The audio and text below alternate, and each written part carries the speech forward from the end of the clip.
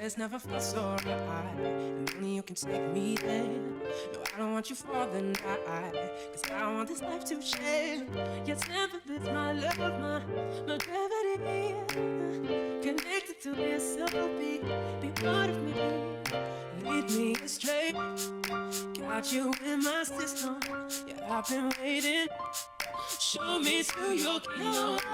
We can find a place. Hold me till the dawn. A million miles I didn't away. feel it right then. So take a breath. All right. Welcome everybody to the Offbeat Podcast, the podcast about music and everything else. Literally everything else. We go off the rails almost immediately. So welcome. We appreciate you guys joining us once again. My name is Rick. I don't know if I introduced myself, but I'm just gonna say my name is Rick. Thanks, Xander. Xander over here on the right. Thank you. Looking dapper as always. How you doing? How you feeling? Doing great. Excellent. I mean, he looks good, doesn't he, guys? It looks great. Thank you, really, guys. Xander's always top tier with the outfits, but Xander with an X, by the way.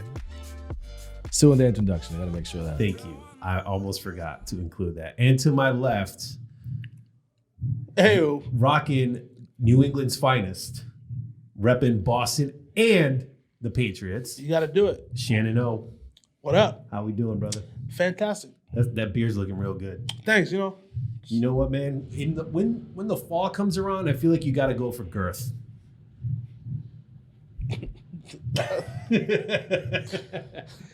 Don't come at me with your low beard. Like, give me some girth. You know what I'm saying? I mean, no disrespect. I know Xander rocks a well-balanced diet of a beard, if I do say so myself.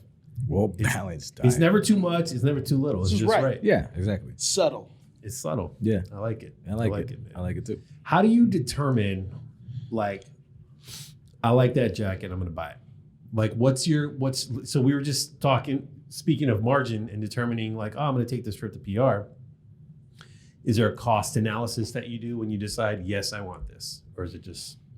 Yes, but like Shannon said, depending on what it is, if it goes over that budget and how much you want it, you do it. So yes, there's always, depending on the jacket, if I want something, I don't know, for the not summer, like fall or winter or whatever it is, of course it's different. I think there's price points because you might get something lighter for the fall, but then for the winter, it might be something bigger and heavier. That's when the price point probably gets a little. So here's a follow-up question. Do you, like, as far as seasonal items go, right? Are you like, oh yeah, every year I'm going to buy myself a beanie or like a nice pair of gloves? I don't know. I'm just picking stuff randomly. No, I get it. No, I buy things. I can buy jackets and coats in the summer. Yep. That's usually when they're best prices because nobody buys jackets and coats in the summer. But as far as do I buy something every season, I don't. So you're planning ahead. Yes, I could be out if I like something and there's something, I kind of like this. I go within my budget. If I really like it, then Man, see, I wish I had the foresight to have such an immaculate drip game like Xander. Listen, I just buy clothes seasonally. Yeah. Spring's coming. Shorts. I got to buy some stuff. Yep. I feel like I always go for like very basic, like, I don't want to say filler items, but like you need like certain token items to then add accessories to. Yes. Like you need a blank canvas upon which you can build your drip game. Yeah. And then you can, add some magic like my man over here. Mm-hmm. I build my outfits in a different way. I guess not different. I don't know. This is the way I do it. I start with the sneakers. Okay. I'm sort of a sneakerhead. So if I'm going to go somewhere, I'm like, I'm going to wear these sneakers or shoes to this event. So you build from the ground up. Yeah. I love that. Yeah. That's so good. And then from there, we build the outfit. Wow. I don't know if is that a thing? Is like if you say, I'm going to this event, how do you structure what you're going to wear? For me, it's always like, what is the shirt situation, whether it's a shirt or a jacket or a button up or polo or a t-shirt, whatever. What is the vibe like? And then that's the personality for me. That's the personality that I'm wearing. Okay. Right. And then like, are the pants going to be fitted? Are they going to be loose? Okay. But like the shirt kind of dictates the energy that I'm outputting for me personally. Okay. Yeah. So, and that's depending on the event you're going to. Yeah. So like, summertime, are we going to a party? I might wear a loud shirt. You know what I'm saying? Like, what kind of vibe are we going for? Oh, it's kind of more of a casual situation, t-shirt. You know? Nice. How about you? How do you build your outfit for the day? It's similar to Rick. It's depending on the mood. Like, where am I going to? How do I feel? But where am I going to? But also the mood, as in, I'm feeling like wearing something like crazy up top. Yeah, So, but I don't pick from, all right, I got to pick from my sneakers, bottom. No, it could be, I may have a shirt that I'm like, all right, I got to wear that. And then I build from that. Okay. Or if I get a pair of sneakers that I like, I build from that. So whatever it is, it has to be something in particular. But if I like something really good, like if I bought it or if I just like it, it's like I'm gonna build from that article and go from there. Okay. It's so good. So you need the all-star. Yeah. Yes. You need the star of the show. Yeah. It's the main. It's the all-star. Then you build around it. Yeah. My all-star is the sneakers. I love it. Whatever works, right? Yeah. Because I mean, that's the thing. Like some people, I mean, for a long time, I definitely wasn't a wear things to get attention type of person for a while. But then eventually I'm like, I don't know, I probably hung out with Xander enough times where I'm like, this guy dresses all right. Maybe I should wear this really loud shirt. Eventually you pick it up. Eventually you're like, because it's just, I don't know, maybe sometimes it's, and feel free to drop it in the comments if you're like this, but like an outfit could produce from within you certain freedoms to be a certain way. Expand on that. Okay, so like a wedding, I'm gonna wear a suit. Maybe I wear a tie, maybe I won't. Maybe I'm gonna have a little a pocket square. You know what I'm saying? Like, how bougie do I want to look right now? You know, you get some shoes to flex on them, right? So then you kind of have a little bit of little swag in your step. You know what I mean? You're walking around. Como se dice, está pesando duro, ¿verdad? Right? Like you're just walking a little bit heavier than you normally would, you know? Or like, again, it's a classic thing would be like a summer events, right? Where you're wearing like a very loud type of short sleeve shirt. Maybe Or one loud shorts. Loud shorts. Mm-hmm. Short shorts. Yes. Those 4-inch inseams really drawing some attention. I don't see why not.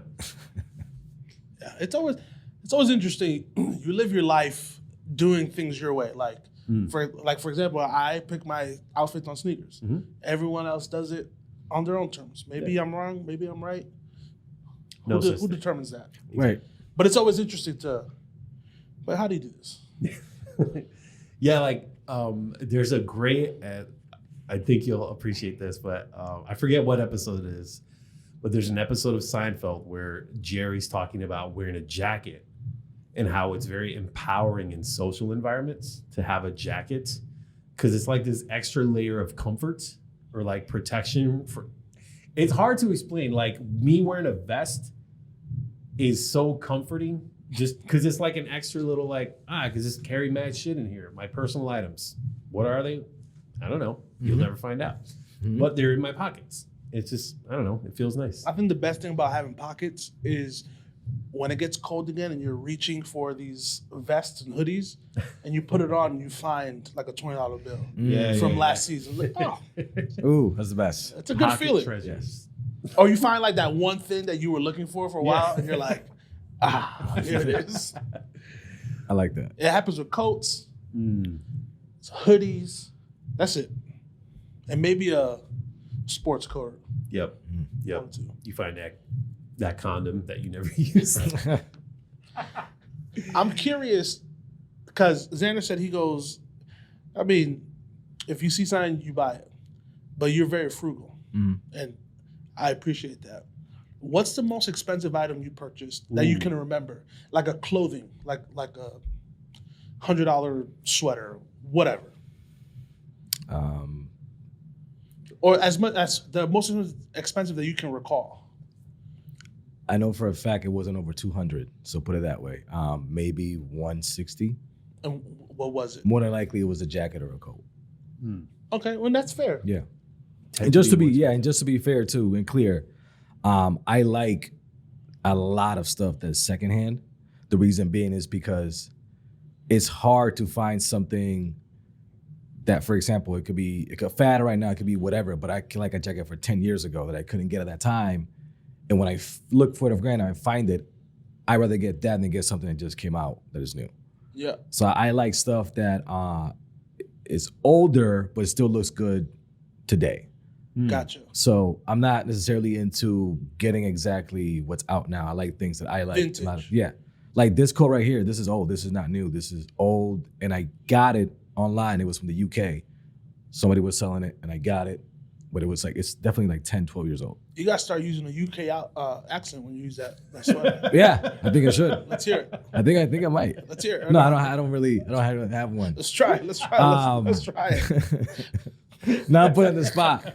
I was gonna do it, but I was gonna do an Australian one for some reason. I was like, "Hello, Mike," and it was like, "Wait, that's not the UK one." Close enough. Yeah, I probably would have done the same thing. Eddie was masterful with the outfits. Shout out to Eddie. Yeah, man, I really dig that jacket. I do appreciate like vintage stuff or like thrifting or like, but I've just never been good at it. And I'm just more about like the convenience of hitting I don't a have button. the patience. Yeah, that's my problem, bro. Like, Not only that for me though, but I'm a big guy.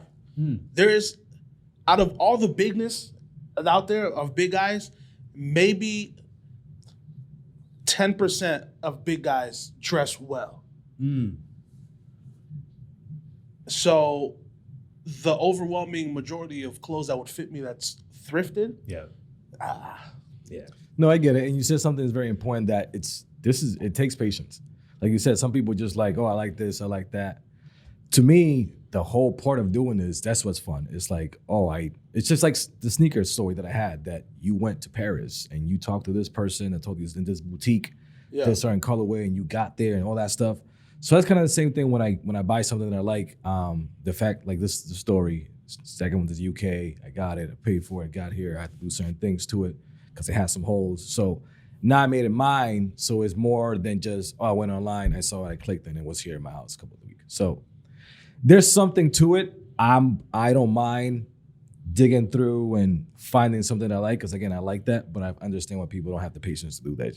I'd rather just, Yeah, I mean, I would say when it comes to you specifically, I think that's definitely like one of your artistic gifts is your ability to create an outfit, right? Or make a piece unique on its own, right? Because it could be a regular jacket, but it's like, it's got this little detail, it's got this little whatever, the zipper, the stitching, the logo, whatever it was, like it's just different enough where it's like, this is a one of a kind type of thing. And I love that. Yeah, I follow a guy on TikTok. He has like an apparel TikTok. He does like the get ready with me TikToks, and he dresses well. Like this is the first time I heard of a kimono.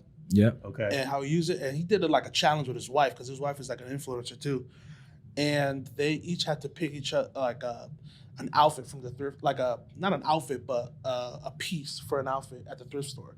So I was like, I'm gonna pick the top, and then you get creative and make a dope outfit off of this. But like they were challenging each other, so like it would be like a ugly top, but like they would get creative and like rip it up or whatever, and then use it in a way. I'm like, see, I don't have the patience or the what's the word I'm looking for? The know-how? I don't know. That's the foresight to be like, I can build this and make it look dope. Well, yeah, I mean, this is very similar. I mean, you're a photographer. You can go somewhere, whatever it is, and you see the place, and the lighting might be so good, and you go, man, I can do a photo shoot here with this and that and the other.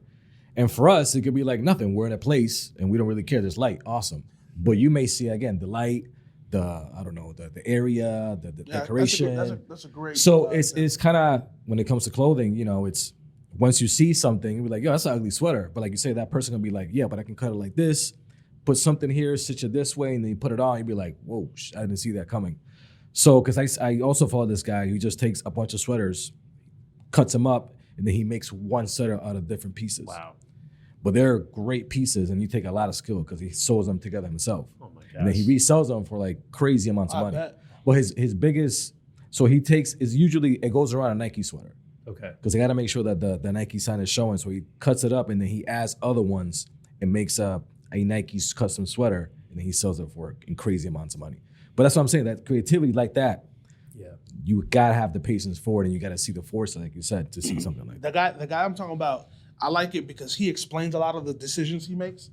He also says, like, I don't care what you think, I'm still gonna wear what I like. Yeah. But like he says, like, I have a short torso, so I have to wear pants like this to like make this look a little bit better. Or my face is a little more round, so I wear these glasses because I'm like, see, look at that. That's helpful information, man. Yeah.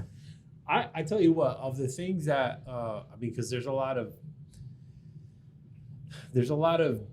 negative side effects to short form content, right? You know, just constant dopamine hits. You're scrolling, and then you get the robots like, maybe you should take a break. You've been on here for too long. But there is some very useful stuff, like you know, following, you know, accounts that do like cooking stuff. Oh yeah. Following accounts for style, like you were saying. Like I follow a couple accounts that are just random outfits. I'm like, I'm never gonna wear any of this, but I appreciate what you put together. Like, you know, like some of the high fashion stuff. Like I saw one the other day. It was this guy wearing this incredible like red coat, and it was a black guy. So like it popped extra hard, and it was like a white shirt. It just looked real crisp. I'm like, damn, man, that's like amazing. I've never wear it, but you know, tip of the hat for pulling it off. You know what I mean? And, you know, you get the other ones, like you were saying, like the kind of like explainers, like, you know, just getting ideas for what you might want to wear, right? Yep. You know, because I was talking to somebody recently about this, just style in general. Like, I know we've talked about this in passing, you know, of just like, all right, I'm 42, like, I'm not trying to dress like I'm 20, right?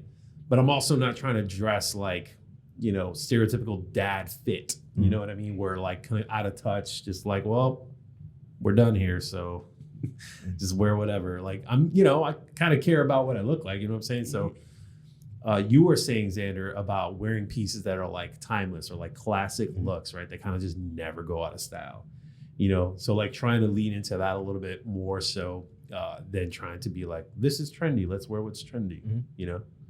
Because nothing worse than like old person trying to like force themselves to look young. It's like, nah, man. Now, that's also the sweet spot of like incorporating. Like, you know, like you're a little bit older, but like you see what the young kids are wearing, so you make your own version of it. It's like, I could appreciate that. Yeah.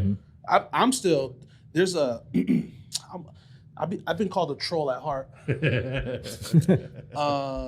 One of the things I want, like I'm a self-proclaimed sneakerhead. I want to buy some Nike Monarchs. Those are the staple dad sneaker. Okay. Yeah. I'm looking it up. Orthopedic. Okay. Like, yeah, they're very orthopedic. Yeah, they're very comfortable. Very geriatric. Very. Monarchs. I want to get the white and navy blue ones and then build an outfit around it. Just because. Okay. You know, I hopefully I described it properly. Yeah. Y'all just go ahead and Google Nike Monarch shoes, please, if you don't know what they are. I'm not a sneakerhead, so I need images to help me. Yeah. Thank you. They're the staple meme of like, if your uncle ain't wearing these at the grill, like it's these sneakers or the Jesus sandals. Those are the two options. I want to wear those. I want to get them. They're $60. Build a dope outfit around it, and then go straight confidence out. Weren't the kids doing that though? Weren't they wearing like dad sneakers, like the New Balance? Well, that's the thing. I feel that the New Balance was the first brand that came out, because I remember they had some gray ones. Because when I was in high school, if you had these New Balances, which is gray New Balance, I forgot that because they have all numbers. Right. But there was particularly, they just 504s. Look those up. They just look like, they look very similar to the Monarchs, in my opinion. No, they do. And so New Balance did start with that trend. They were just like, they were the original dad shoes, if you want to call them that. But I think Nike have this particular style that is just really hard to style. The New Balance is a little more easier to actually, because they have different colorways. And not those. 574s? Yeah. I don't know. They look, the ones I'm thinking about, I forgot what they are. My friend loves them, and I'm just like, I can't. Yeah. That's the thing. There's a lot of New Balances out there that are nice, but the particular ones that he's pretty sure we're talking about is his gray ones. They just look very old school, very orthopedic. Yep. Orthopedic. Yeah. That's such a, But like, Yeah. it's not an old word, but saying orthopedic Like, you is know. very geriatric Yes. sounding. It yeah, just yeah. is. Like you need something with like a wide sole, like Yeah. Yeah. maximum comfort over everything. Mhm. But yeah, so maybe one of these days you'll see a dope picture of me and my Monarchs with some drip. And then my goal is to go somewhere and spit game like if I'm wearing like some Dior's or something. Maximum confidence. It's all about confidence at the end of the day. 100%. I think you should have a date, meaning, hey, we're gonna go out on Friday, whoever this person is, and then that Friday you show up with the Monarchs and the outfit. Yep. Not tell her a damn thing. And if she stays, she knows what's up. Because the girls always say, I look at the guy's shoes. I've met a lot of girls that say that, and I didn't know that until like, you look at shoes? Yes. A lot of girls look at shoes. A lot of they do. Normally my sneaker game is on point if I go somewhere. But I really want to try the Monarchs. And it doesn't have to be sneakers. It just has to be what I well put gather. Right. It could be boots, shoes, anything. It just have to be the most important for them. It needs to go with the outfit. Yeah. So like it needs to like be like, oh, okay, he knows what he's doing. Mhm. Gotta have a flow. Yeah. And flow. Like one of my best friends is very fashion forward. Sometimes he makes some decisions that I necessarily wouldn't do, but his body structure, he's real slim, so he can get away with a lot of things. He wore some stuff the other day. I didn't even tell him now, so hopefully he sees this and I can tell him now. He wore some like a sweatsuit. It was like a essentials sweatsuit, but he wore it with like some hard bottom Doc Martens. That threw me off. I was not ready for it. That's confusing. Yeah, I could see. Again, that's like you said, trying to keep up with the younger style and still. I mean, he is younger too, so Okay, it so makes sense. that makes sense though. You saying it, I know it looks kind of weird, but it makes sense. The Doc Martens are making it. They never been out. Resurgence. Timeless. Yeah, they're a timeless Yeah. boot, but you always kind of see it's like, oh, here they are again, type Yeah. of thing, and they are definitely coming back.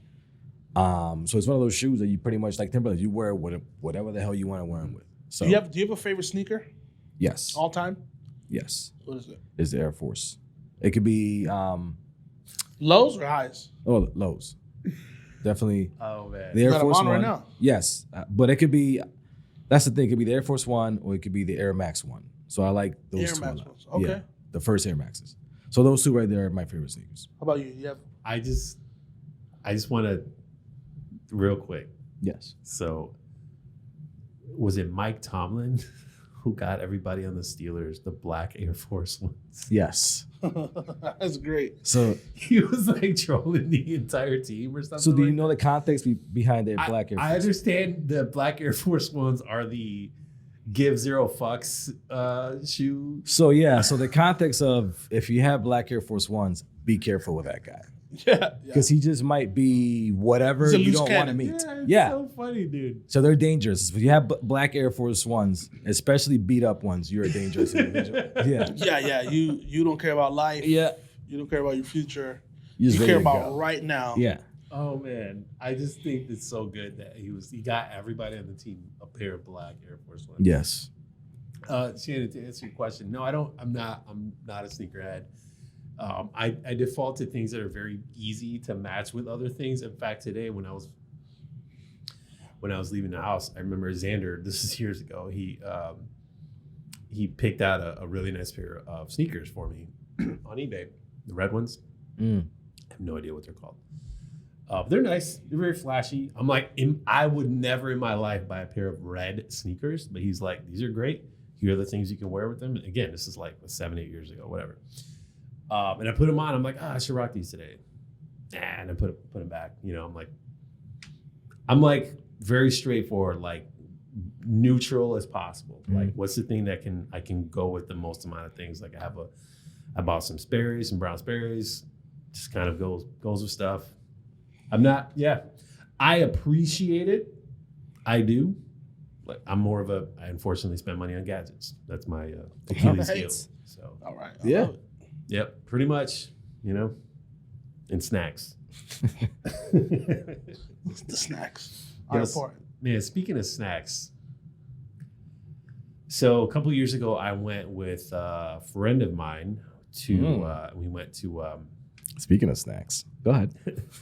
It's unfortunately not that good. Sorry. I'm sorry to disappoint ahead of time. Went hiking on the Appalachian Trail. So we were out there for 3 days, backpacking through the Appalachian Where'd Trail. you sleep? Outside? Yeah. I'm out. Yep. So we stood in, so the first night we stood in a place called Riga Shelter, which is in Connecticut somewhere. So it's like you're in the middle of the sticks, you're in the middle of nowhere, and there's this dope like wooden shelter place where like it's the back side's roof, but then the front is open, right? But the front was facing like a really dope view, so it was like kind of a dope spot. Anyway, the short version of this is I had never done that, like multiple days out hiking. We've gone hiking millions of times, like plenty of times, no big deal. But I packed a ton of snacks because I'm like, I don't know, I'm gonna be hungry or not. So I was just literally eating constantly the entire time. As you were walking? Oh yeah, apples, like like granola bars, all kinds of stuff. But anyway, yeah. So the guy I was with, he was like, "That's your name," because apparently when you're out in the wilderness, like somebody crowns you with a name. Oh, I've never been in the wilderness like that. The extent of my wilderness is Echoes. Wow. The Springfield Public School System. Man, you were going back. Yeah. Echoes. Let's talk about that for a little bit. So, I never knew I was a nature guy until I went to Echoes. I still remember this. This is middle school. I think I was in 7th or 8th grade. I'm not sure. So they say come prepared. I didn't know what they meant. So of course I came underprepared. It was just had a jacket, I think jeans and your boots. And I thought I was ready to go. So when I get there, it was raining, of course. So for some reason, whenever we have the Echoes field trip, it's gonna rain. That sucks. Yeah. So it's raining. So I noticed that I am not prepared for what's going on because I'm already soaked. Jeans are soaked, so I'm wet.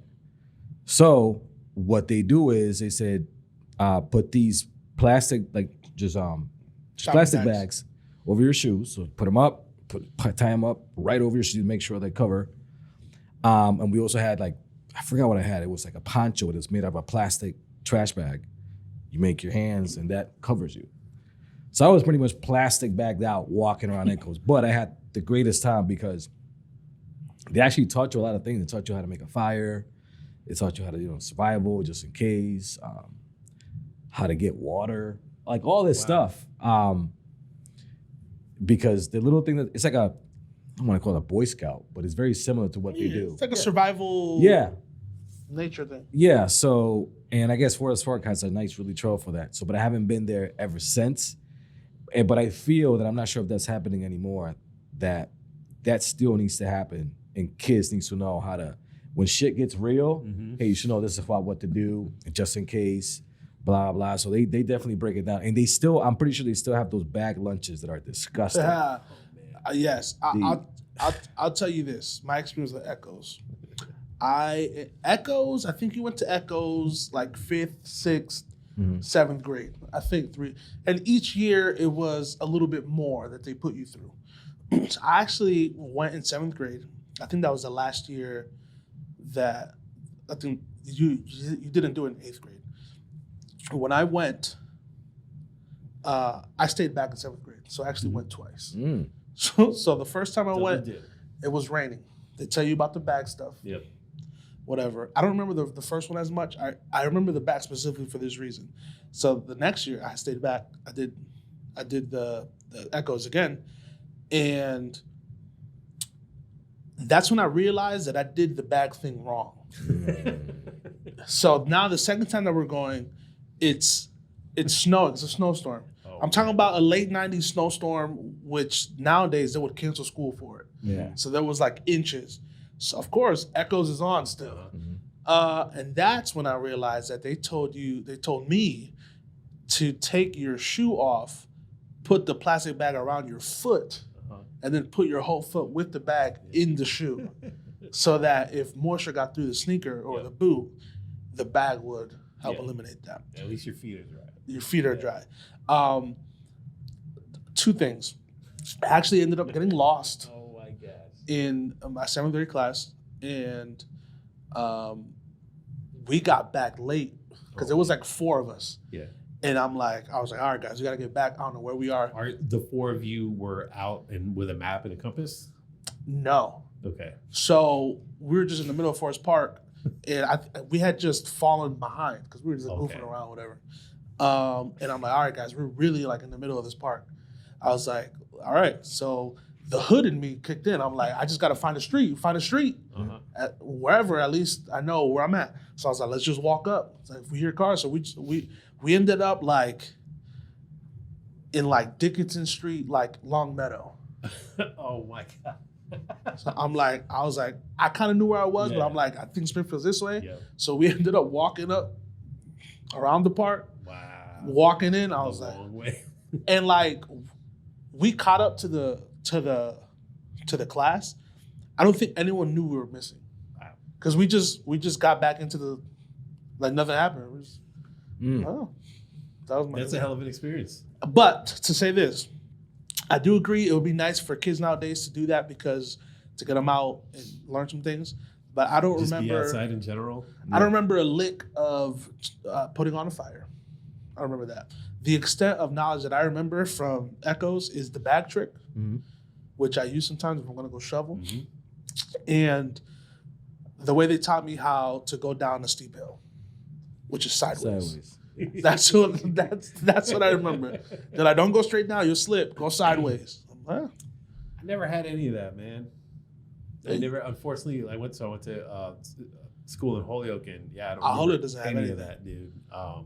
In fact, quite honestly, I don't remember how or when or why I got into hiking. I know it was definitely around the time of my first divorce, where like hiking found me, I guess, if you want to put it that way.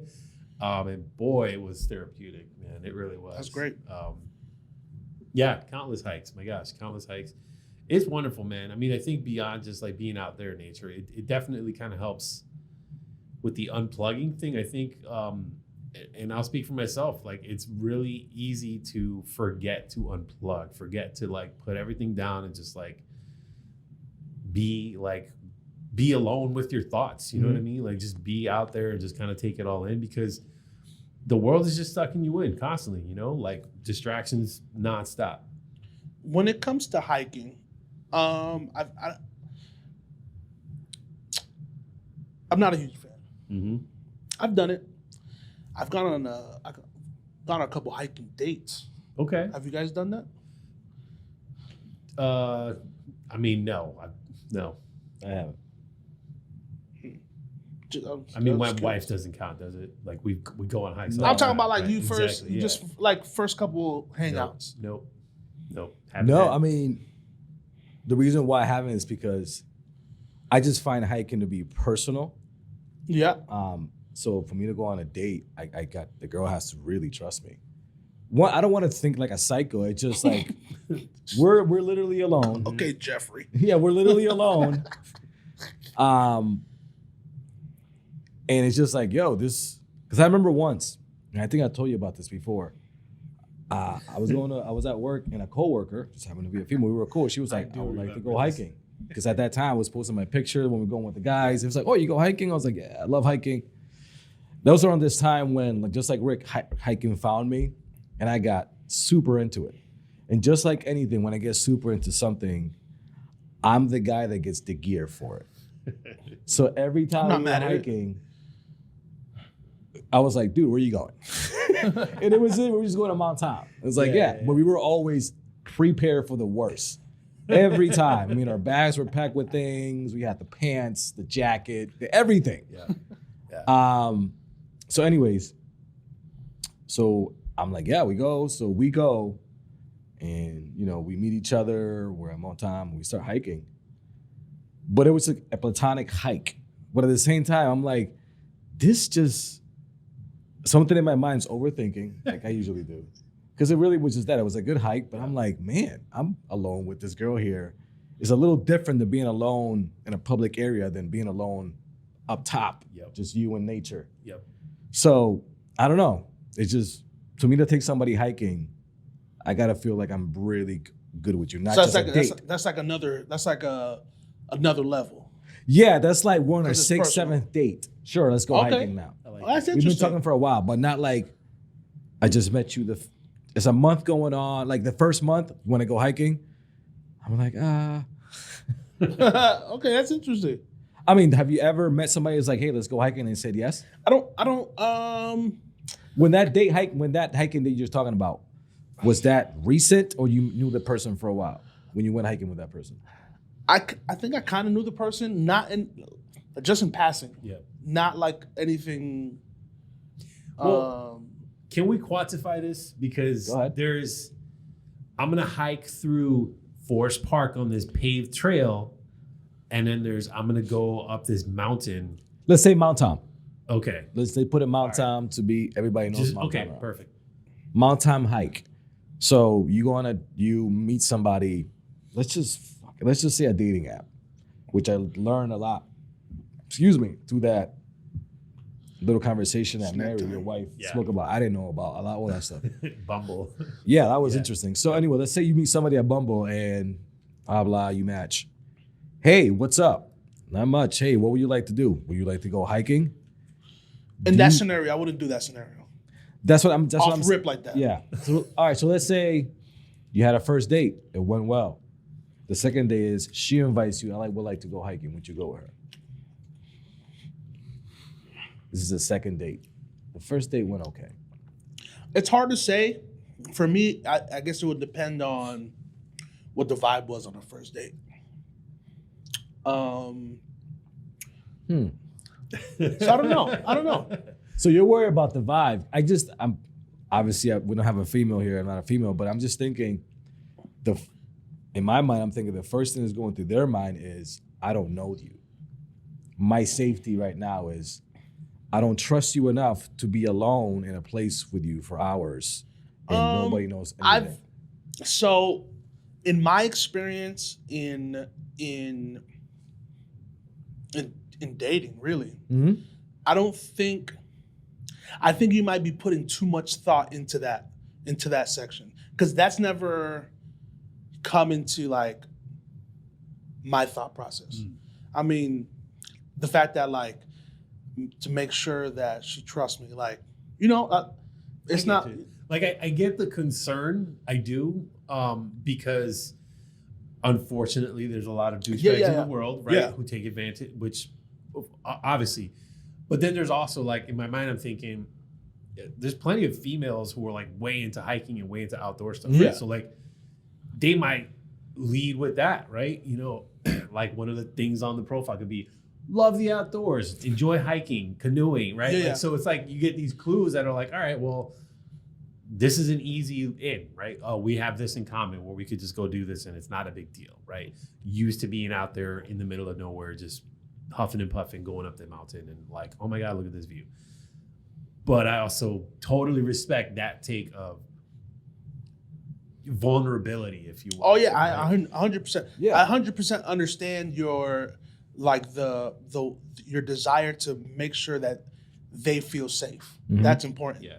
I don't think I've ever thought of that when it came to hanging out. Obviously, you think about the safety of the person you're with, but like not in that sense. Yeah. I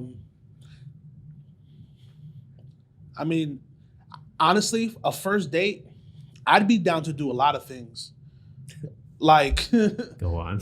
No, like, if I'm gonna hang out with a woman for the first time, I don't want it each time to be dinner or coffee or or whatever. Old. Yeah. Like, depending on the vibe I get, oh, let's go, whatever. Whitewater rafting. I mean, I don't know how to swim, so I wouldn't put myself in that situation. Tubing. I don't know how to swim. I won't put myself in that situation. I mean, you have a tube, so. No, but like, I'm trying to think of like, I remember one time I went on a first date, and I almost put myself maybe in disaster land. Oh man. I was talking to this girl, and I was like, somehow we got a conversation to pizza. Okay. I was like, I love pizza. New Haven has the best pizza. So we hadn't hung out ever. Like we were just like texting. But I knew her from someone else. Okay. But I've only talked to her in that setting, like or text message, never hung out by ourselves. So I'm like, you know what? Let's go to New Haven, get pizza. Okay. Kind of impromptu thing. Yeah. That could have been disastrous because that's an hour-and-a-half drive of conversation. Yeah. Luckily it went well and everything, but I'm like, this probably could have been disastrous.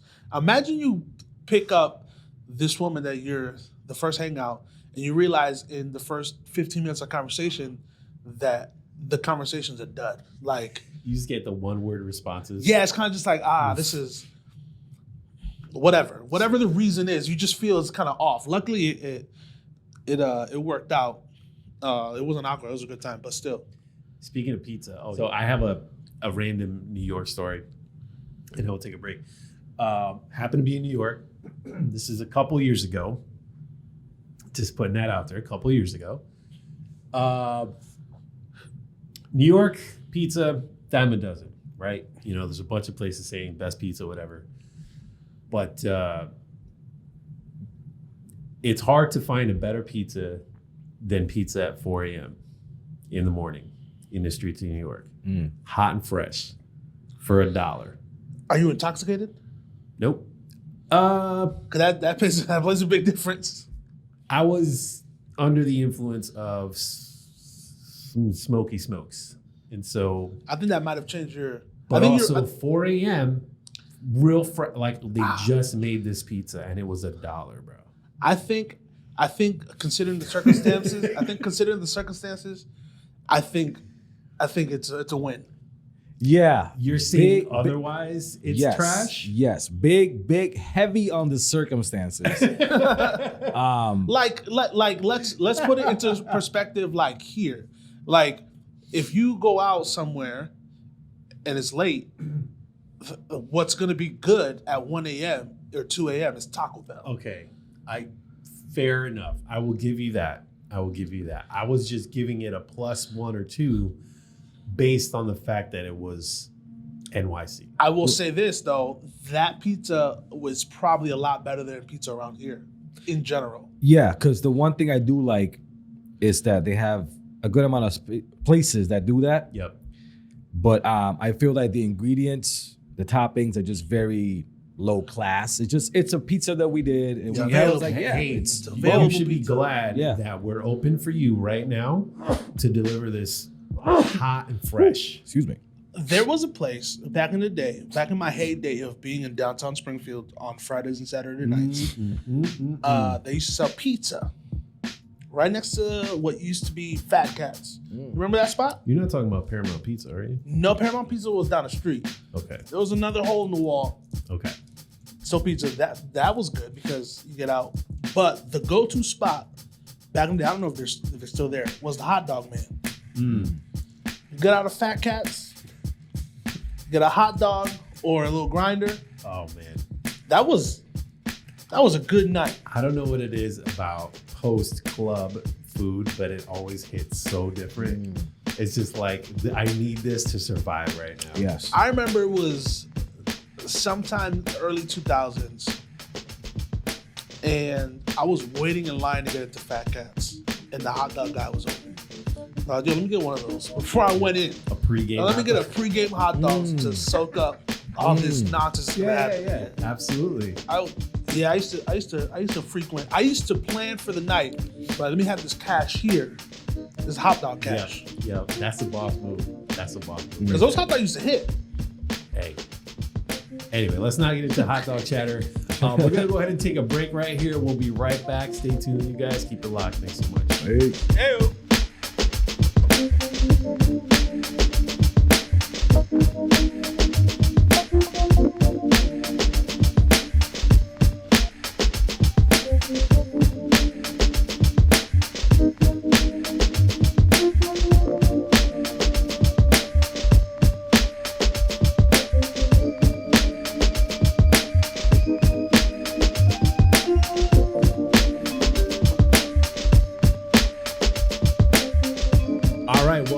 Thank you guys for hanging on and tuning in. We appreciate y'all checking in every week. It's not every week. We don't do this every week.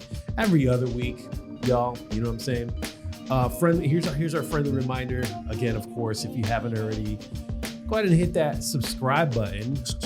Just go ahead and check that button right off there. And while you're at it, just move the mouse over to the left and hit the like button. We really do appreciate it.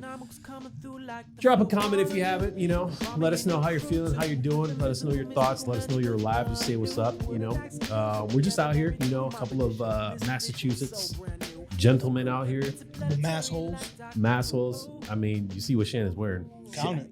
He's not being quiet about it. Ew. On talking about sports, though. Yeah.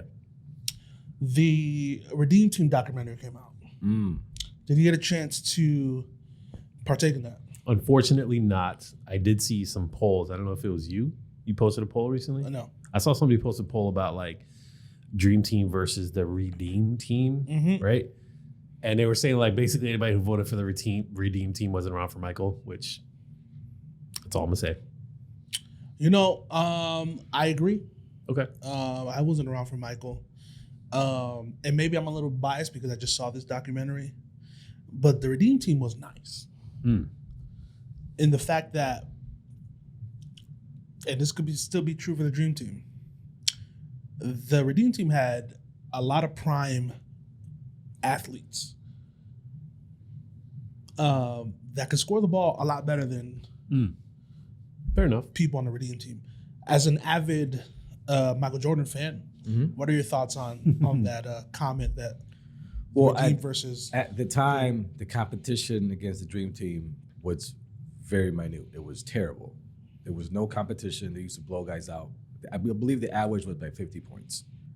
Wow. So they used to go there. They used to go there with cameras to make sure they get the pictures taken with the players or autographs. So it was more of like bowing down to you rather than competition. I can't believe we get to play with these NBA stars. Yeah. That's a good point. It was mainly because of Michael. Michael was in his prime time of his life. Magic Johnson and Larry Bird were the tail end of their career, even though they had big names. Barkley, Pippen, Ewing. Yeah, Ewing were the other names, big names. Yeah. But when you compare those names with the Redeem Team, you had like LeBron, Wade, Carmelo, Young, Dwight Howard, Chris Paul. That was good Derrick Dwight. Williams. Yeah. that was prime Dwight. Yeah, so they had a lot of players that were in their prime, but they were young. So when they got Kobe, it was one of those things that I'm the veteran. You guys know my resume. You guys know who I am. So when he got there, it was like, you guys are taking the baton from me, but I'm gonna be the head honcho, the general here, and we're gonna roll this boat. I'm the captain. Yeah. Even though LeBron was still there, but he was definitely the captain. And that was prime Kobe. Yeah. Well, yeah. In the tail end of his primeness. He's still prime, but it was like the tail end. But he was definitely still Kobe. Yeah, I think that's a good point you mentioned. The competition for the Redeem Team was at another level. From the documentary, the way they spoke about Argentina and Spain, by that point, there was a good amount of NBA players playing, a lot of European players playing in the NBA. So a lot of those teams had, Ginobili. Spain had the Gasol brothers, and they had what's the other guy? Louis Scola. I mean, Scola, Pau Gasol, Mark. They had Fernandez with Ginobili, like you said. They had a lot of players for Argentina team and the Spain team. There was the two main teams that were very, very difficult to beat at that time. Yeah, I think watching the documentary, I enjoyed it. What platform is it on? Netflix. Okay. It's about an hour and a half. All right. And they did a good job. They did a good job putting it together. Yes. One thing that I found hilarious, real quick before I get in there. Yeah, go ahead. I was bothering Xander the whole time. But did you watch it? Like, no, not yet. Like, for the whole weekend, pretty much. Did you watch it? And I was like, listen, I'm not going to give you any spoilers. But when you watch it, I'm going to make an observation about Carmelo Anthony. And I need you to let me know if I'm going crazy. During the documentary, they had his like interviewing shot, and from his demeanor to his outfit, I felt like Carmelo Anthony was a Springfield dude. Like someone that I would have ran into at the South End Community Center. Wow. Grew up in the South End of Springfield, the like Saratoga projects, and he went to Commerce. Very specific. Yes. Yeah, like when you watch it, or if you watch it already, and you dabbled in South End Springfield or in Springfield at all, you will feel the Springfield vibe from Carmelo Anthony. Yeah. That's hilarious. I'm gonna have to check it out. I'm like, what I was gonna say, I'm always down to watch a documentary. It could be about the most trash topic, but like if the production quality is there, I'm in there. I'll watch it. I'll say this, documentaries, they have the Lakers documentary on Hulu. Okay. And it's a story of when Dr. Jerry Buss bought the Lakers until their latest championship. Oh, wow. It's like 10 episodes, and it's a fantastic documentary from the way they put it together, the camera angles, the lighting, the story, to the point that they did a montage of Kobe's last game, and I got teary-eyed. Oh, man. Because the way they put the story together was top notch. The clips that they were putting on, the appreciation that everyone had for Kobe, top tier. They did another montage towards the later end of like when he passed. Again, I'm like, oh my God, these guys just pulling on the heartstrings here. Cutting onions in here. Yeah, fantastic. It was fantastic. Wow. And it was good to see when Kobe passed, everyone showed their appreciation for who Kobe was. Yeah. It was great to see it from a different angle, because when they interviewed the players, it was more intimate. So they gave their raw like reactions. Yeah. And I'm like, this is dope. You know what, man? When you brought up Kobe earlier as part of the Redeem team, and then people always compare him to Jordan, right? Whatever.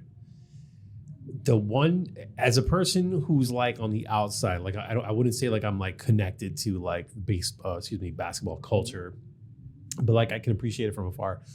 One of the things that I think transcended the game in a way that I don't think Michael did, right? Because Michael had influence in a different way, but Kobe and the quote unquote Mamba mentality, like that permeated everything, man. Like because it wasn't necessarily the sport as much as it was a mindset, right? And a way of life, a way to approach and attack things, and how you can apply that to so many other things. Yeah, they spoke about in the Dream Team documentary a little bit of, and his Mamba mentality, that was just the way he lived his life. To the point that in the documentary they were talking about like Kobe was serious like that all the time, that they had to kind of like soften him up to like, because they mentioned in one part that they sang happy birthday to him, and he had told us that, nah, I don't want none of that crap. They sang happy birthday to him, and he was smiling and laughing. They were like, just to be able to see that side of Kobe, they were like, that I think that elevated the team so much, because from their end, their interactions with Kobe were always from like the opponent side. Wow. So he got the serious, the way he lived his life, to the point that when they played Spain, there's a clip going around of how Kobe kind of set the pace for the game. But there's a comment that Paul Gasol said that before the game started, keep in mind this is prime Kobe. Okay. After Shaq, Kobe goes to visit Gasol in the hotel room like the day before or like the morning of the game. Okay. And Gasol says that like his teammates were there, his from Spain, that when he goes in, they all started taking pictures of Kobe, and he was like, I think that was part of his plan to soften us up. Yeah. That he went to them. Wow. And like, because he knew he's a star. Because in the documentary, they talked about how when Kobe arrived in Beijing, like it was a Kobe show. Like everyone was shouting Kobe. So he was like, he uses his stardom to like soften us up. Yeah. I'm like, that is another level of competition. Yeah. That's chess. And that's the Mamba mentality that a lot of people don't really understand. This man lived it. I have a lot of respect for him, man, because say what you want. Like, obviously, people praise Michael Jordan for being this incredible athlete. All the, let's call it the negative commentary that people would make about Jordan and how he was kind of an asshole to his teammates, etc.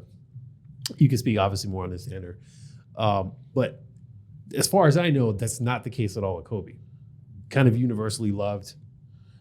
Like, the juxtaposition of like Michael Jordan, like, I'm gonna try hard constantly, and like it's only because I want to win that I'm this way. I don't think so. Okay. I think during active competition, everyone felt the same way about Kobe. Kobe was no joking around in practice with his own teammates. He was like no holds bars, just kind of just. It's always serious. Yeah. And the only reason I say this because in the Lakers documentary, they talk about Kobe's transformation from that. He was like a hard ass to everybody. And they talked about how when Kobe made that transition to be more of like a leader and team guy, that's when the Lakers clicked, and that's when they won their last 2 championships with Kobe. Wow. But prior to that, he was kind of just serious all the time. No like camaraderie or like small camaraderie for like whatever, but mainly just straight down to business. Wow. Which is crazy. And usually Kobe, for some reason, had it out for taller guys. He first had it with Shaq. The 3 most important guys that I think he played with was Shaquille O'Neal, Paul Gasol, and Dwight Howard. And also Andrew Bynum and Dwight Howard. So 4 guys. The only guy that stayed around and took Kobe's shit was Paul Gasol. Because the other 3 guys, Shaq had a hard relationship with Kobe, a tough relationship with Kobe. Dwight Howard and Kobe. It was disastrous. From day one, he said. And then with Bynum, he was a little crazy and off, and they didn't really. But Paul, he used to take a lot of shit from Kobe. He still was there. He still played like an all-star. And I think that's what made him better, is because he knew who Kobe was. So listening to Kobe was hard because he was very hard on you. But if you did listen, you knew that he was doing it for a reason, because his competitive nature is out of control. Okay. But Kobe was loved by few of his teammates, not all of them. He was more loved later on because after everything was said and done, everyone understood. Right. Because they finally understood who Kobe was. They're like, okay, he's just a different animal. That's really what it came up to with Kobe, which is crazy. So what do you think then about, I even hate to say his name, but Kanye. And okay, let me just like, let me remove Kanye and let me just say like people who are, let's call them visionaries, right? You are so locked in to your idea or your mindset or the thing that you're trying to execute that at any cost, you're going to pursue this, right? And most of the people I'm thinking about generally do achieve the thing that they're chasing, but it comes at a price, of relationships, right? I'm thinking about Steve Jobs and his relationship with his daughter. Like, it was like very strained, but without Steve Jobs, you could say that Apple's not a company, right? Like when he left, like this is going back years, he left and then Apple was just like, we don't know how to make things. They lost their identity. Yeah. And then he comes back and they're like, yo, check out this iMac and they're colorful now. Like he just changed the game and he did it over and over again. So it's like, he kind of, certain people kind of like, you need me, right? And at what cost? So go ahead. The first person that is coming to mind right away is the guy that Shannon's wearing, is Tom Brady. Okay. His news that's going on right now is he's getting a divorce. Well, supposedly he's getting a divorce from Giselle. Yeah. It's because obviously Giselle is like, I've had it with this. Like, you've been playing football for how many years? You're 45. When are we gonna have you as not only a father, but me as a husband? Because football is extremely strenuous, not only your body, the schedule. You're not really gonna have a life when this football season's on. You're constantly traveling. When you go back, you're like resting. So some of these players barely spend time with their families, let alone their wives. So if you have kids, it's like a double whammy. So I think that when you're a woman and you see these guys who have potential to be great and they have all this money and everything, there on their plate, you have to be really sure that you want to be with this person. Because a lot of females think, oh yeah, because they're probably seeing he's gonna be, don't hate me on this. They're seeing the money, the status, and success. That's usually what they're seeing. It's very goes back to that Chris Rock, is that men are usually loved as long as they provide. So I hate to agree, man. Yeah. So when they see Tom Brady, oh wow, he's a handsome dude, he's a millionaire, he plays for the Tampa Bay Buccaneers, he's blah blah, all these accolades, but it was like, are you sure you can be with that motherfucker? Because more than likely your relationship is not gonna survive, and you're gonna be in a waiting game that more than likely you're not gonna be able to expand on. Like, I'll wait for you. I think in obviously I don't know the details, but just me either. I'm just going a high level and kind of based off what you said. Maybe she did sign up understanding the terms that he's not going to be around, but he's 45. Maybe in her mind she was like, oh, by 45 that's when she gets Tom Brady. Yeah. So like the idea of like that he retired and for whatever reason 2 months he was like, I'm going back. I'm sure for her, like if that was the thought process, that could mess up with your whole like plans. Like you like let's say your spouse, you whatever schedule they're not around, then in your mind you're like, oh, by this time this person's gonna be retired and we can go all into happily ever after. Yeah. Right. And then to just be back into the cycle is like, when is it gonna end? Yeah. I don't know. Whenever I feel like it. What the heck does that mean? Like, that's crazy. That sounds like a crazy battle on both sides. Because I'm sure it can be difficult for Tom Brady too. Like he's been how long? How many seasons? 20. This is 22nd season, I believe. 22 seasons of the same schedule. Yeah. And then you realize, oh wow, like I don't have to wake up and train like this because I don't have a season. Like now your whole routine's off. Yeah. So like for him, it's probably like, wait, like I feel like I'm doing nothing. Like that's a crazy, right. That's like a mental game at that point. Yes, and also to go back to the relationship side, a lot of these athletes, unfortunately, what is true, they have a lot of women. They have mistress. I remember when I was reading about Michael, he had a mistress in every state that he went to. Wow. Like if you go to Utah, Lakers. Michael Jordan? Yes. Wow. But I can understand that because he's Michael Jordan. You know what I'm saying? So there's certain things that some of these players, their success comes with certain perks. Fortunately or unfortunately, whatever you want to call it, women at that stature is one of them, especially with these basketball players. So I'm just going by. Cut to Magic Johnson in that Barbara Walters clip. Yeah, that's what I'm saying. Like, and that's only because these are the guys that are blatantly saying things. Yeah. We can imagine what's really going on behind closed doors. So going back to the point is that this is their life. It's like, I'm going here, I have a woman or 2, 3. Now you're retired, you have one-year wife. So I don't know how exactly their sexual desire just go, all right, I'm done with those women, I'm just gonna go with this one. I don't really see that happening unless the wife goes, I understand your status and I understand that women love you.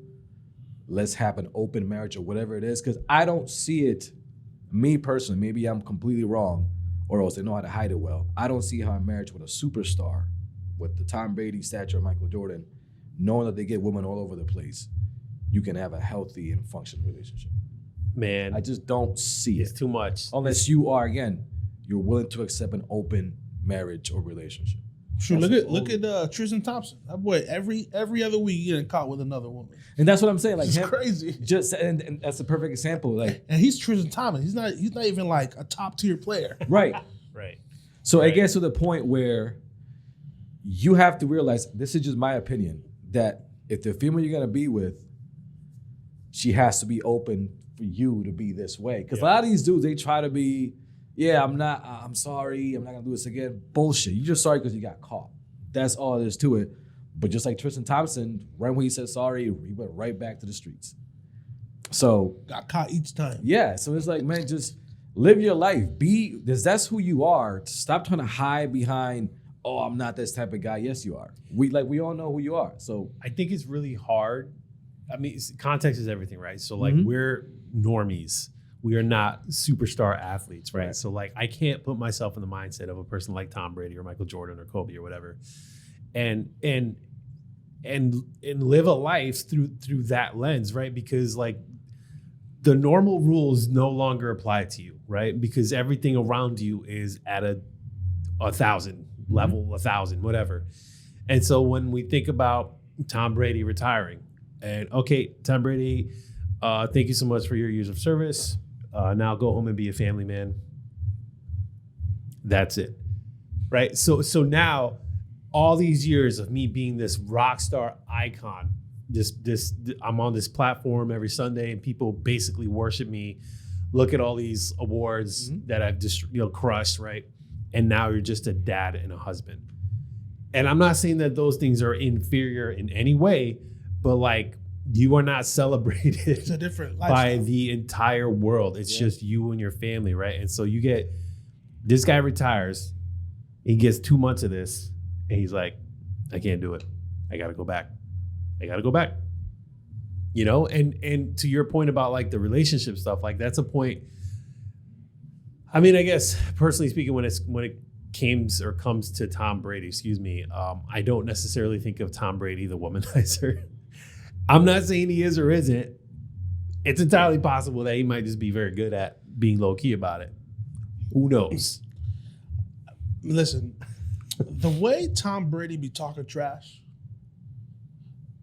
that man be on demon time. You gotta be. You see him all with his hair flicked back, smiling and stuff. Yep.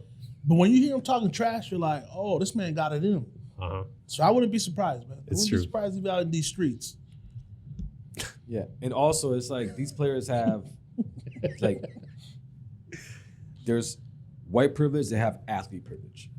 They get away with so much. Oh, these yeah. athletes. In regards to what? Like anything? Different Like rules apply. Different rules apply. Getting free stuff, getting a pass by doing things. Well, I remember when I was a football player, I forgot his name, but this dude was obviously drunk and committed vehicular homicide, killed a person, a civilian, and he got off with probation, something like that. And I was like, wow. Lewis? No, it was something stalwart from the, I believe, drawing a Philadelphia blank. Eagles. But the dude was drunk. Like he was drunk and killed somebody with his vehicle. He still got off scot-free. I was like, that would never happen. Don't mess with dogs, though. The NFL, don't forget. Oh, you my mess God, with dogs. Dude. That's If you mess with millions of dollars too, you can get away with that too. yeah. The NFL be all right. Yes. And side note, for all the folks that are going after the Black Lives Matter movement scandal that's supposedly going on right now, Here for it. shut up, because when Brett Favre did the same shit with the Mississippi State, I didn't hear shit from y'all. Ayo. I didn't see a Instagram story. I didn't see none of that. I didn't hear anything. So, yes, the people that did this with the Black Lives Matter movement should be ashamed, but the movement wasn't about money. So stop making it about this fraud money. Was never about that. But the ones that are, because I'm seeing it a lot all of a sudden on Instagram. Wow, look at all the people just Black Lives Matter. Look at this. I knew this. I knew that. You didn't know shit. So I just want to end this really quick because I'm seeing this now and it upset me a little because again, it's you pick and choose when you want to be look at this, right. Yep. Bullshit. Stop it. So I don't want to keep going with this, but that was a part that I just wanted, since you just talked about this now, that I just want to throw in there, and that's pretty much it. Put a ball on it, ladies and gentlemen. Yeah. That man opened up right there. A little bit. Heard Brett Favre say, "You know what? I got something to say here." Brett Yeah. Favre, universal douchebag. Yeah, he needs to go to jail, that motherfucker. He really needs to go to jail. He had millions already. Unfortunately, That's the thing that really pisses The me text off. messages is what's hilarious. bro. Is there any way the media is going to find out about this? No, Is there any they're way not. they can trace this shit back to me? Screenshot. It's like, Yeah. wow. Exactly. That's so conniving. You can tell that man old because he don't know how technology Nah. works. Yeah, buddy. Yep. I mean, didn't he get caught back in the day with the dick pics? I don't remember that. That was not even that long ago. A couple years ago. He was with the Jets. He was still not. This guy, no, he was on demon time. Brett Favre was a douchebag, bro. What was he doing? Flinging him. He was sending nudes? He was having like an Ime Daka type relationship. He was doing the email Daka. Yeah, and again, that was like it happened and whoop, but gone. I was like, Shout out damn, to these Ime. motherfuckers really like Brett Favre. You say shout out to email? To email Daka. Oh. Shout out to email. I'm sorry. I'm like, what? Man. Listen, but the Black Lives Matter thing. And it kind of ties into the genius comment you made. Yeah. Back to Kanye West. Mm-hmm. The shirt he was wearing. Let's talk about it. The shirt, All Lives Matter, and he was next to Miss Candace Owens. I believe it was White Lives Matter. Yep. To be White clear. Lives Matter. You're right. Yes. What are your thoughts on that?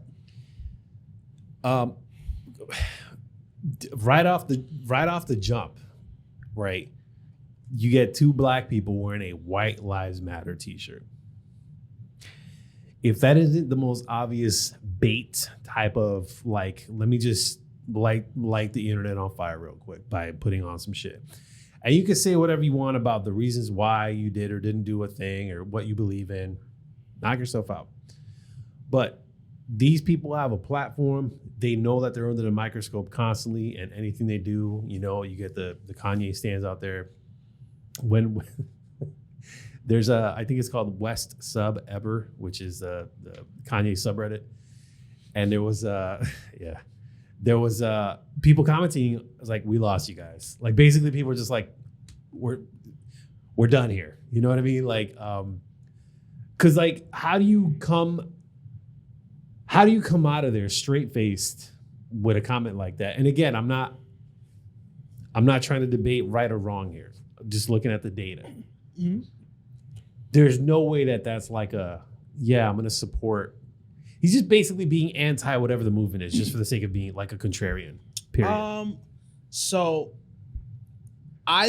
this might be contrary to popular belief.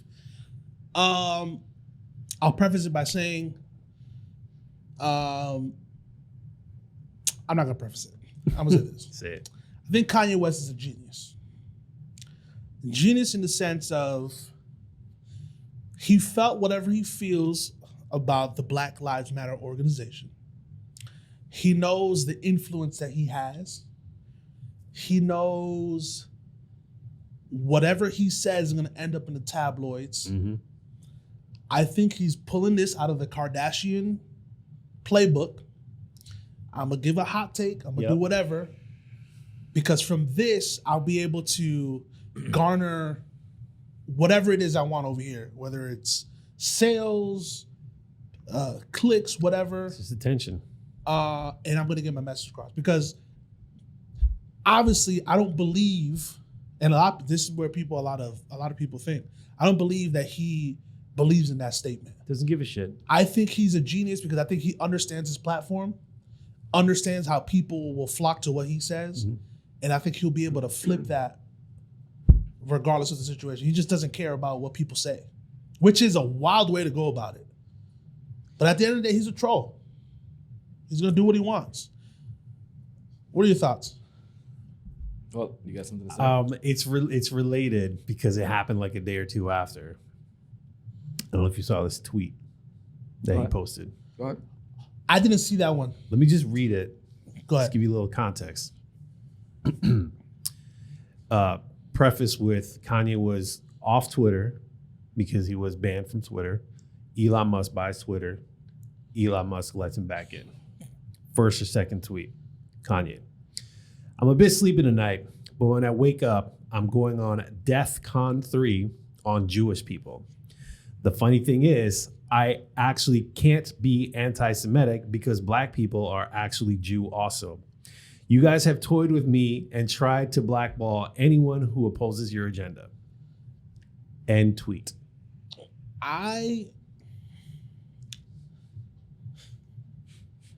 What? Yes. Why? I don't listen. I don't agree with any anti-Semitic comments. I think Kanye is just gonna say what he wants. Because I feel like I have a friend that's similar to Kanye, I laugh at everything he says. Okay. Yeah. It's outlandish, whatever. Like, I don't know, man. There's a good mix of mental health in there, I believe, obviously. Absolutely. He's just gonna say what he says. Yep. I don't know what that means. He's gonna go DEFCON 3 on Jewish people. By the way, he's people were making fun of him because he said it wrong. He said death, like Diacon, instead of DEFCON.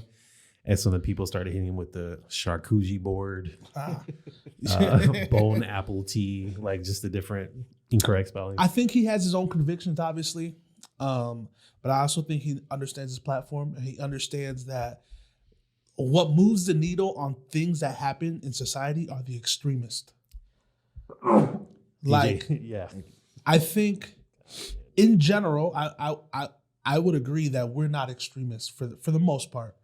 But there's people that are hardcore, extreme, whatever they're, whether it be whatever it is, Black Lives Matter, whatever. They just go super hard to the point that anything that goes contrary to what they believe in, will fight for that. Yes. I think what Kanye West is doing is the same thing that Trump did to win his presidency. He appealed to the extremists. Well said. That's well said. As contrary it is, it's the Kardashian playbook. It clearly works. It works. It's a terrible way to do it. When I hear today, I heard a conspiracy theory of Kanye based on this stuff. He basically threw a parallel in there saying that Jordan, who's been around, he's been selling Jordan brands since the late 80s. And he just became a billionaire when? Let's say within the last 15 years, 20 years. It took him an exuberant amount of years to become a billionaire. Kanye West, who just started his music career maybe early 2000s, but his clothing recently, he's already a multi-billionaire. Yep. So the conspiracy was that Kanye is a sellout because he's getting paid by politicians, and that's what makes the bulk of his billion. I'm like, that might be a stretch. That might be a stretch, and I don't know if it's true or not. That might be a stretch. I just think Kanye knows what works, and it's outlandish. He just falls right into it because apparently he's selling this White Lives Matter shirt. And I think the goal for that is to use those proceeds to do something real for the culture, rather than donate. His whole gripe was, Black Lives Matter was stealing the money and doing whatever they want. And his thing is, I'm going to use this for the culture. Yep. Yeah. I think you're spot on with your took a page out of the Kardashian playbook. I think that's a good analogy for sure. Like, do some incendiary shit to get attention, to get the eyeballs, right? Over and over again. Or DJ Khaled syndrome of you start to believe your own bullshit that now you can no longer tell fact from fiction. Yeah, because I think too, if it's really bad, like if it's really outlandish, he would have really been canceled a long time ago. That's a good point. Like realistically, he would have been canceled a long time ago. But he's out here still selling sneakers. He's about to release his own. I think he's about that. He's going to release his own brand, and I bet you if he came out with music, people are going to listen to it because he's the genius. Yeah. Or it's like people will hate watch people on YouTube, like whatever celebrity. Let me see what the hell this guy's going to say this time. Just to what's that guy's name? He's he's like kind of like an alpha male, as a black guy, wears glasses. Samuel something. Oh, Kevin Samuels. Kevin Samuels, thank you. So he says he passed away. Yes, he passed away. Oh my gosh, really? Like recently? Yeah, like a year. Man. Yes.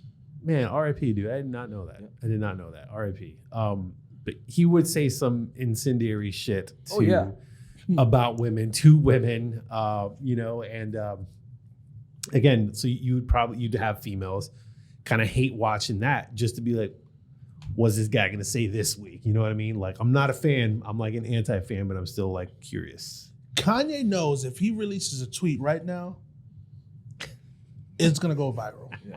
A tweet, a screenshot. Yeah, yeah. Can you imagine just your entire life just conniving? Like, what? I mean, obviously, and not to take away, I think that his mental health, he needs to, whatever it is, get it checked out. If he's not, I mean, mental health is serious and make you do things outlandish. I think he might be on the border of like genius and insane, because the stuff he be doing is just like, really, guy? But I'm like, I guess he got the message across. Yeah, I think when it comes to what you guys are talking about, him and Donald Trump had this very similar characteristic, in that the first one being they're extremely narcissistic, these two. Yep. Meaning whatever they say, whatever they do, they feel that I'm the best at doing it. And Kanye West and Trump, they make sure you're aware that they're their best at whatever it is that they're doing. And that's one of those things of a narcissism. It's like, I'm the best no matter who it is. I am. Also is, they don't listen to nobody. Nobody at all. It's just, this is what it is. This is how I'm doing it. If you're not in the boat, get the fuck out. So, and it could be the worst possible thing to do, but they'll be like, no, this is gonna work, watch. And when I say it's gonna work, it's gonna get out there because it's Kanye West. Just like you said, it could be a tweet, it could be the worst thing possible, but it's a tweet from Kanye West. And I think Kanye and Trump have this power with social media that is very cult-like, and it's kind of scary because they have a following that will say yes to everything that they do. Like, I really want to ask black folks that are hardcore Kanye West fans, how do you feel about this shirt? Because it's downright, I mean, not just the shirt, the fact that he said slavery was a choice, that alone right there was a slap in the face. But there's still people that follow and continue to embrace Kanye like nothing happened. It was like, he just completely insulted your whole race. Yeah. Like, you as black folks, he just insulted you again and again. Yeah. But that's creativity, that's Kanye, that's who he is. So we're gonna leave it alone. And that to me is like, when is the limit? Does anybody have any limits and say, nah, that's wrong, and I don't believe in this? Yeah, I agree. I think the mix up with me is that, yes, outlandish stuff, offensive. He said it. And as bad as it sounds, I think that's his way of getting his message out there. Because when he said slavery was a choice, the context in which he said it in was, you didn't have to stay on the boat. In the sense of, either I'm going to be free or I'm going to die, which that's not a lot of people's take. That is an extreme statement to say. Yeah. To like, either I'm going to stay on this boat and be a slave, or I'm going to jump out and die. Both are trash choices. Yeah. So his mindset is slavery was a choice because they didn't jump off of the boat, which is wild to say. But I think in his mind is like, I'm gonna fight to the end. Either you're gonna kill me or I'm gonna win. So I think if you look at it from that perspective for him, which I'm not gonna agree if it's right or wrong, it's insensitive 100% to say, but I think that's just the way he carries his life. Either I'm gonna do this till I win, or I'm gonna do this till I die. I'm all in at either end. You know what's weird? Somebody made this comment recently, was the fact that his outlandish persona, the persona that says crazy shit, is pretty different from like interview Kanye. Because interview Kanye is more even keeled and more, I don't want to say straight edge, but like calm maybe. Yeah.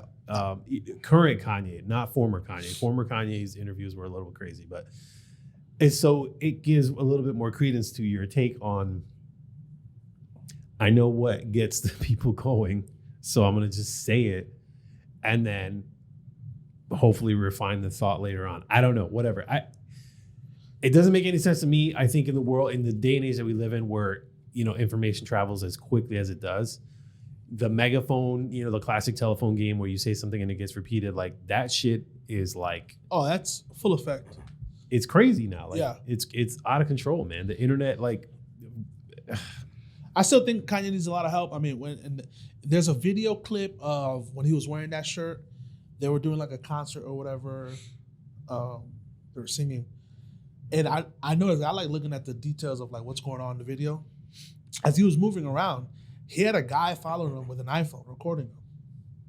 I'm like, this guy is just really calculated. I'm convinced that he's calculated. I'm like, I'm gonna say this statement because it's gonna garner all this attention, and then from here I'm gonna pivot to whatever. Right. Which is, I guess it works. You think? Speaking of retirement, you think Kanye will ever retire?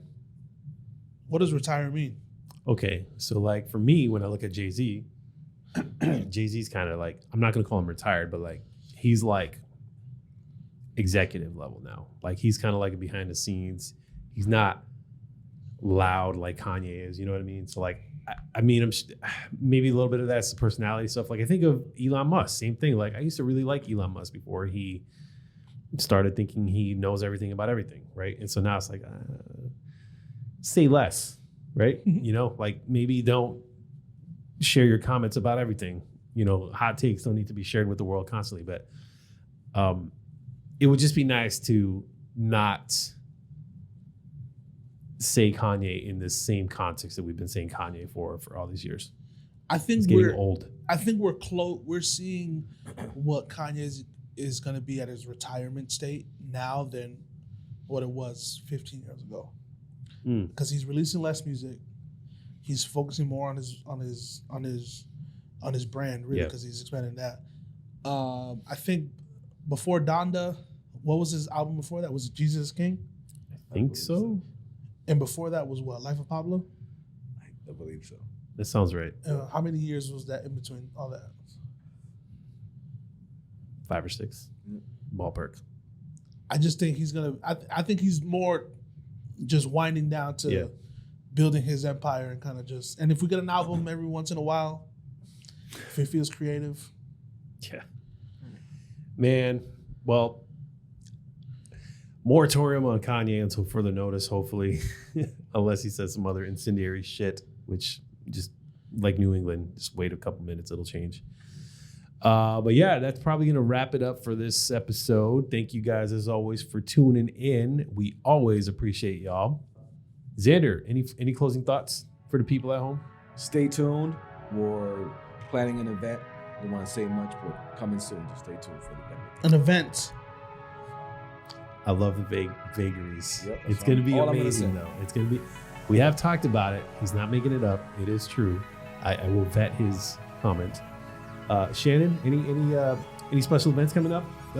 Any work related activities? Not right now. No. We're settling down for the season. Hell yeah. Closing up shop for the year. Kind of. Man. And just planning on resting. I love it. Getting ready for 2023. Listen, nothing better than throwing on a hoodie, maybe cozying up by a fire pit, having a couple brewskis, watching some football. It's a beautiful thing, y'all. It's a beautiful thing. Oh, yeah. Yeah, all right. Well, thank you again, guys. We really do appreciate it. Don't forget to like and subscribe. And as always, make sure to tell them about us. Peace.